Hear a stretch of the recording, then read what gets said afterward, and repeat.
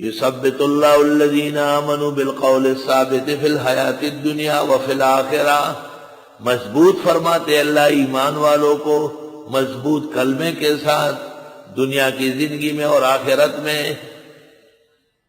مضبوط کلمہ لا الہ الا اللہ ہے، دنیا میں اس کے ساتھ رہے تو ہدایت رہے، اور قبر میں اس کی وجہ سے نجات ہوگی۔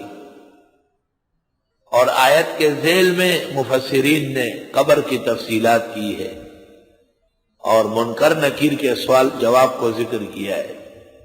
معتزلی زمخشری نے بھی عذاب قبر تسلیم کیا ہے اور قبر میں سوال جواب مان لیا ہے۔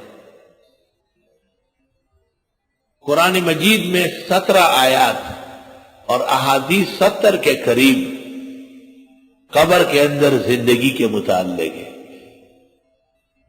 راحت اور عذاب کا تعلق قبر سے ہے، اور قبر سے مراد ما بعد الحیات، ما بعد الموت ہے۔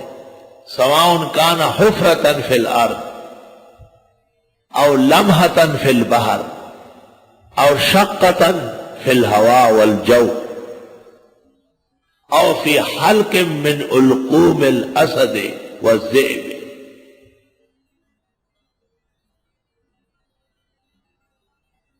قبر ایک حقیقی ہے حفرہ فی الارض، زمینی قبر، اور ایک مجازی ہے اینما کان جسدہ بعد من تزاروہ، روح نکلنے کے بعد جہاں کہیں جسد ہو۔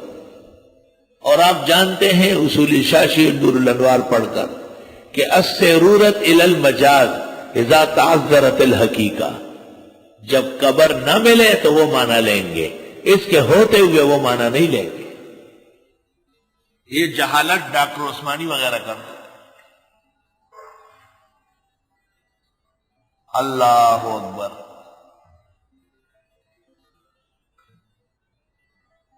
وَيُضِلُّ اللَّهُ الظَّالِمِينَ، اور بھٹکاتے اللہ ظالموں کو، جن کا ایمان نہ ہو وہ قبر میں پھسل جاتے ہیں۔